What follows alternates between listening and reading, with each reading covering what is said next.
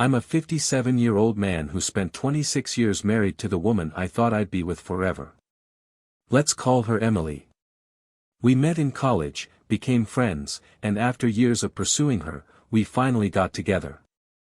Over a decade of knowing each other, we spent a couple of years just as friends, another year with me chasing her, and the rest of the time dating. We even survived a few years of long distance due to work, but through all of that, our relationship stayed strong. Or so I thought. Emily wasn't just my wife. She was my best friend. The mother of our kids. My closest confidant since our college days.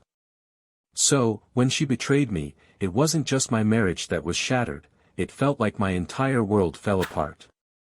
It all started about a week ago when we attended our college reunion. Every year, our college hosts a reunion for classes that graduated 35 years ago. This year, it was finally our turn. It's a pretty big deal, with celebrities and musicians performing, and everyone looks forward to it. Emily and I were excited, not just to see old friends but to show everyone that we had one of those rare marriages that had lasted through it all. We were proud of what we had. We walked in, feeling confident and happy, reconnecting with old friends, laughing like we were back in our college days. Everything was going great until he showed up. We'll call him Ben. Ben had always had a thing for Emily, even back in college. Everyone knew about his not-so-subtle obsession with her. Emily was beautiful, smart, and pretty much everything a guy could want, so naturally, she had plenty of admirers, Ben being one of the more persistent ones. Ben wasn't the type to just flirt and move on. He was one of those guys who would hang around, hoping, even though he knew Emily was in love with me. For some reason, he just wouldn't give up, even though he knew he didn't stand a chance. I remember when he found out Emily and I got married. He texted me, telling me that Emily had made a mistake and that he would have treated her better. Emily and I just laughed at how childish and delusional he was. We hadn't heard from Ben in years. So, when he approached us at the reunion, I assumed he had finally moved on. After all, it had been 35 years since college and 26 since we got married. Surely, he'd let go by now, right? But no. He was still as fixated on Emily as ever. Ben greeted us with hugs, though Emily, clearly uncomfortable, opted for a handshake instead. His gaze was intense, almost creepy, and everyone around us seemed to notice. He took a seat across from Emily, giving her this weird look, and it wasn't long before I asked if he had brought anyone to the reunion with him. He told me he was single, mentioned he had been married briefly in his 40s, but it ended in divorce. I offered my sympathies, but his response was dramatic. "You should be sorry," he said. "You stole my love," followed by this creepy, maniacal laugh. If I had been younger, I might have confronted him right then and there, but at my age, I wasn't about to let some idiot ruin my night.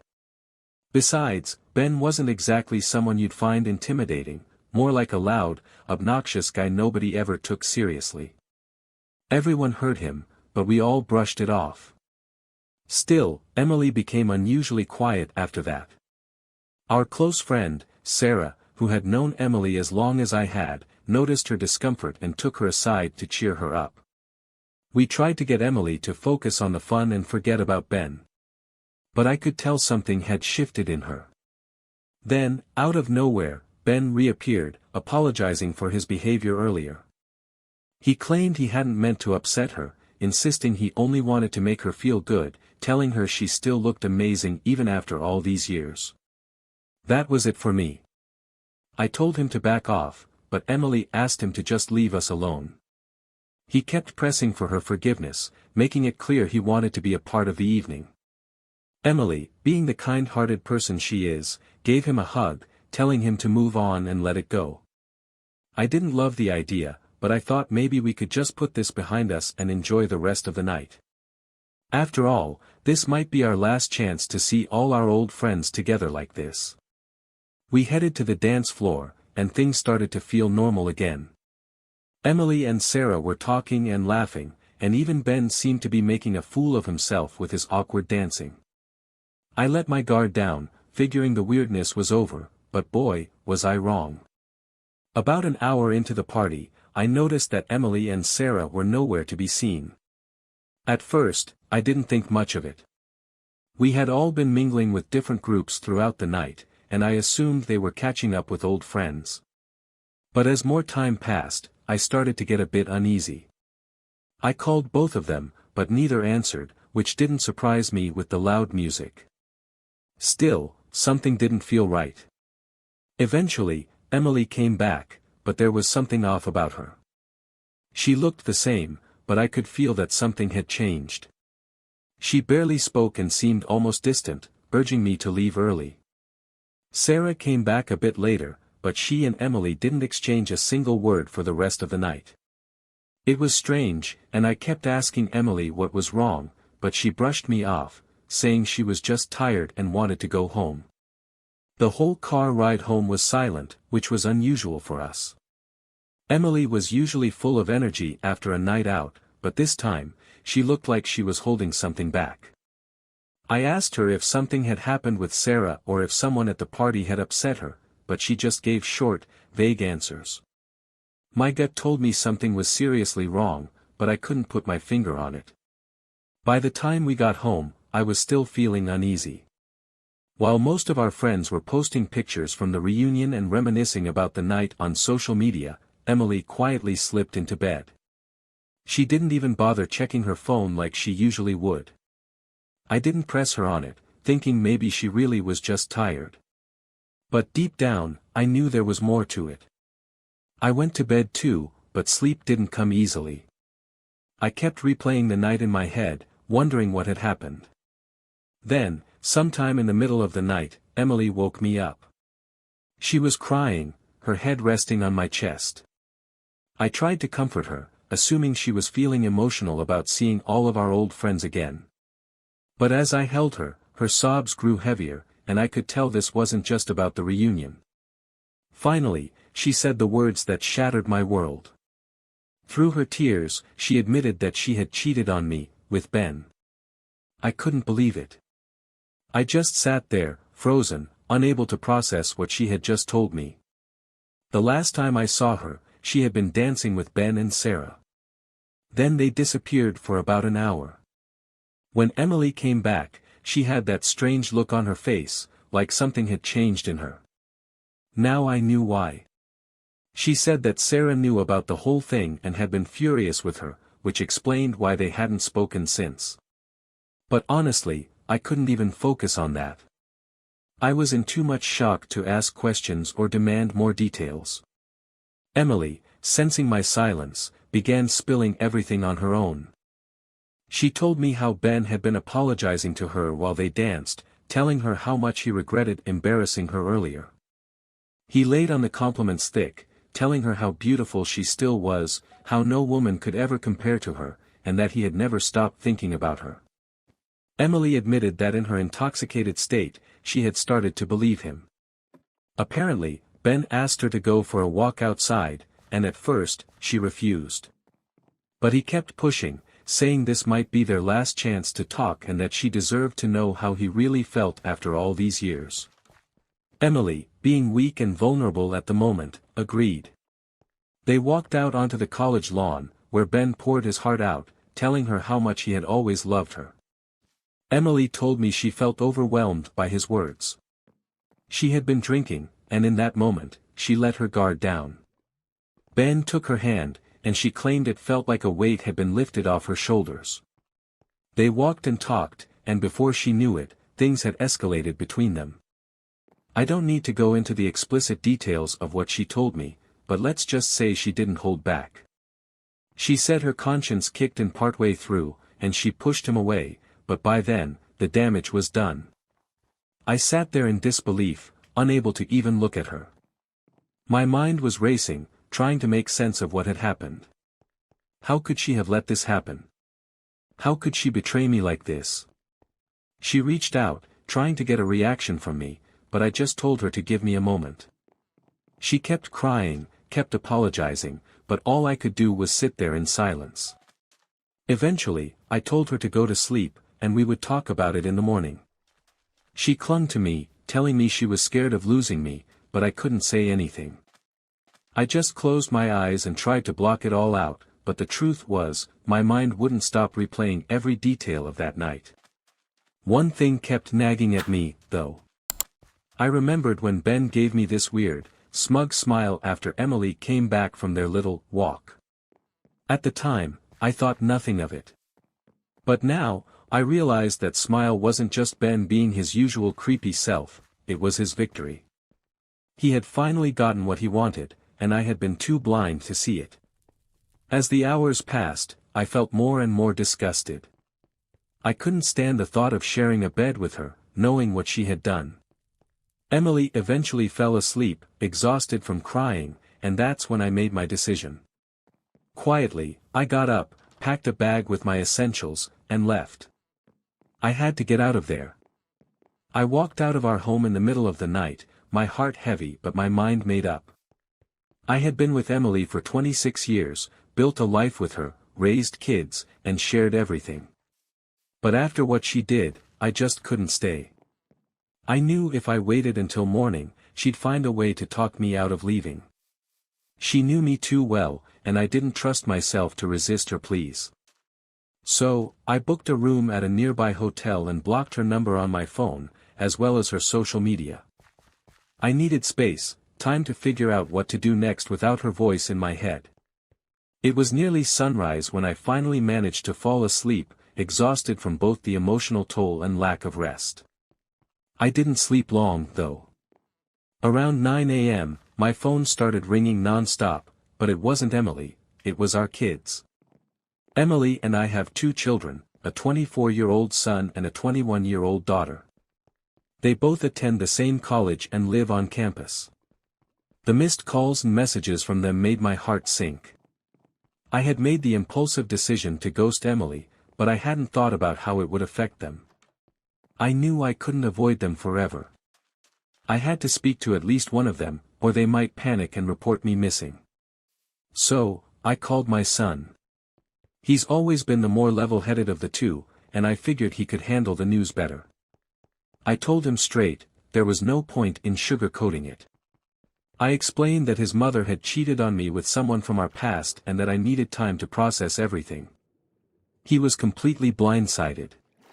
My son had always looked up to us as the perfect example of a loving marriage. We had a close-knit family, and I think he never imagined his mom would ever do something like this. He kept asking if I was sure, if there was some kind of misunderstanding. But I told him the truth, Emily had confessed everything to me. I asked him to keep it quiet for now and not tell his sister. The last thing I wanted was for her to find out in such a shocking way. I sent a quick text to my daughter, telling her that I was stressed about work and needed to be out of town for a while. It wasn't the full truth, but it was enough to keep her from worrying. For the next few days, I holed up in the hotel, trying to figure out my next steps. I spent hours online, looking up divorce lawyers, reading stories from other men who had gone through similar experiences. That's when I came across an online community of guys who had been cheated on, sharing their stories of how they got revenge or exposed their wives' affairs. A lot of them talked about how they pretended everything was fine at home while secretly planning their next move. But I knew I couldn't do that. I couldn't just play the role of a loving husband while plotting to humiliate Emily. She wasn't just my wife, she had been my best friend, my partner in everything. The thought of deceiving her, even after what she did, felt impossible. And honestly, I wasn't interested in revenge. I still loved her, despite everything. But I also knew that I couldn't be with her anymore. Reconciliation was off the table. I didn't have a solid plan yet, but I made an appointment with a divorce lawyer and hoped they could help me sort through the mess I was in. My mind was still reeling, and I wasn't sure how I would get through the next few days, let alone the rest of my life. But I had to start somewhere. As I sat in the hotel room, scrolling through old pictures of our family on my phone, I couldn't help but feel the weight of what was happening. My life as I knew it was crumbling, and I had no idea if I'd ever be able to rebuild it. A couple of days later, I met with the lawyer. He laid out my options, explaining the process of separation and how our assets would be divided. The thought of splitting everything we had worked for over the years made me sick, but there wasn't much I could do about it. Half of everything we owned would go to Emily, and I knew she was entitled to it. After all, we had built our lives together, and she had played a big part in our financial success. But giving her half didn't feel like the punishment it should have been. In fact, I didn't want to punish her at all. I just wanted to be free from the pain. The lawyer also advised me to tell the kids about the separation, given that they were adults. I knew I couldn't hide it from them forever, but I dreaded that conversation. It wasn't just my marriage that had fallen apart, it was our family, too. Later that week, I asked my son to bring his sister to a nearby restaurant, without telling her that I'd be there. When they arrived, my daughter was clearly confused and upset. She thought something terrible had happened to me. Her first question was whether I had been cheating on their mom. It was hard seeing her so worried, but I had to stay strong for both of them. I explained the situation as best as I could, telling them about Emily's infidelity. My daughter was devastated. She couldn't believe her mother, someone she had always looked up to, could do something like that. She had been staying with Emily for the past few days, and hearing this news made her break down in tears. Both of them asked if I would consider giving Emily another chance, but I made it clear that divorce was the only option for me. Seeing my kids break down like that was gut-wrenching, but they understood that I was in too much pain to reconcile with her. That night, my daughter told me that Emily hadn't been herself lately. She hadn't been eating or sleeping and had been trying to reach me non-stop. She had even shown up at a few of my clients' offices, asking about my whereabouts. When my daughter had asked Emily if something had happened between us, Emily just cried and locked herself in her room. It was clear she was struggling to cope with everything. I asked my daughter to stay with her mom until the divorce was finalized. As much as I hated the thought of Emily's suffering, I couldn't go back to her. Not after what she had done. In the following days, the guilt started creeping in, but it wasn't about Emily. It was about the kids. I hated that they were caught in the middle of this mess. Our family, which once seemed so unbreakable, was now crumbling because of her choices. And even though I had no intention of bad-mouthing her to them, I knew they felt just as betrayed as I did. One morning, out of the blue, I received a text from Ben. I couldn't believe the nerve of him. He asked me if I was planning to divorce Emily, and, if so, he wanted to step in and be with her. Can you imagine the audacity? This guy, who had stalked her for years, now thought he could waltz into her life and play the hero. I was livid but kept my cool. I simply replied that Emily was free to make her own choices and blocked his number. Let him have her if that's what she wants. I couldn't care less at that point. The divorce papers were finally ready, and they were sent to Emily. I expected her to be upset, but I didn't expect the total breakdown that followed. According to my daughter, Emily fell into a deep depression when she received the papers.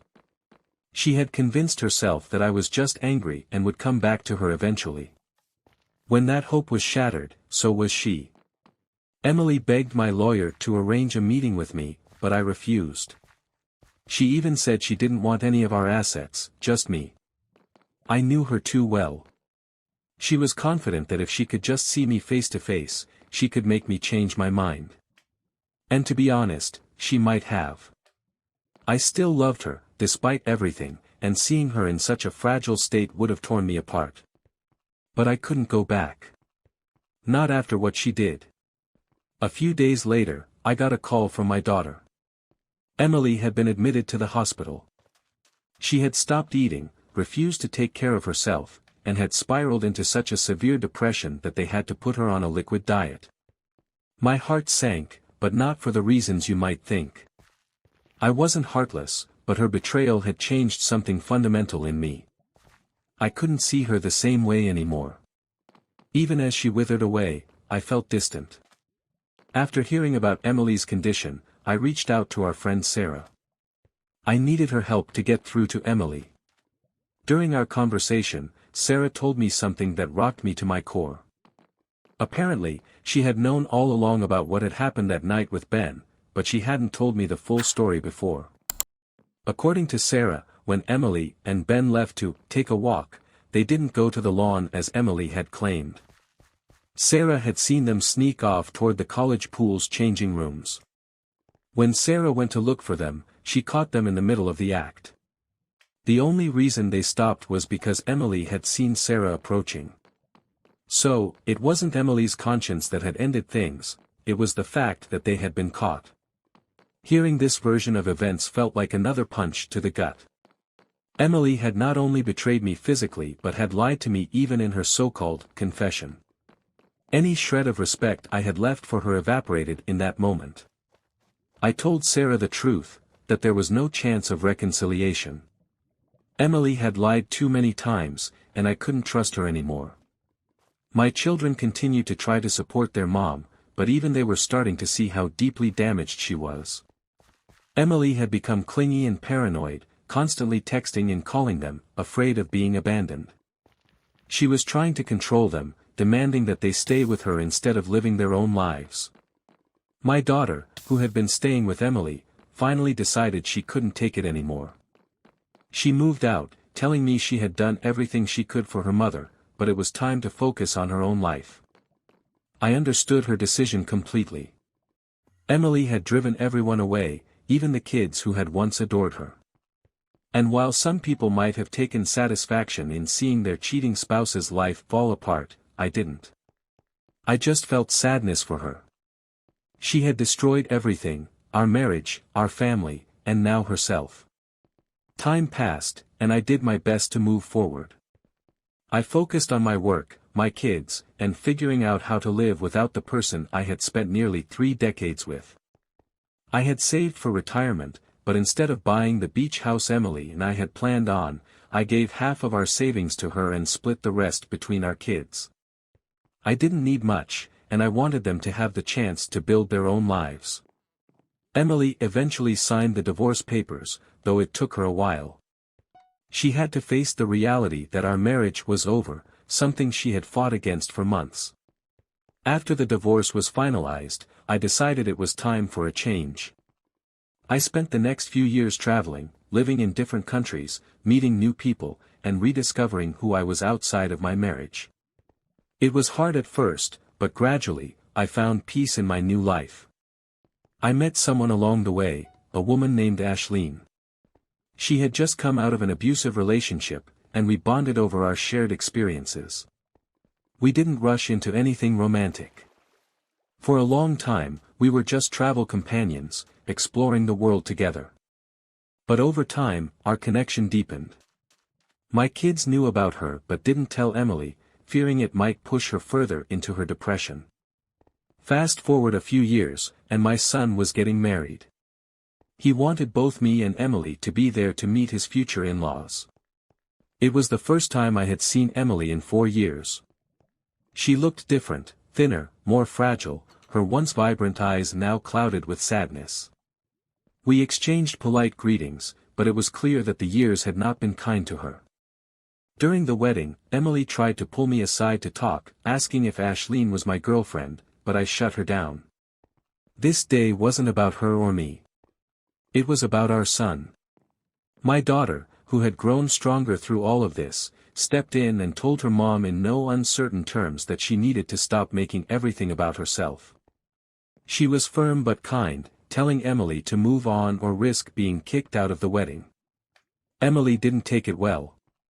She spent the rest of the day sulking in the background, feeling sorry for herself.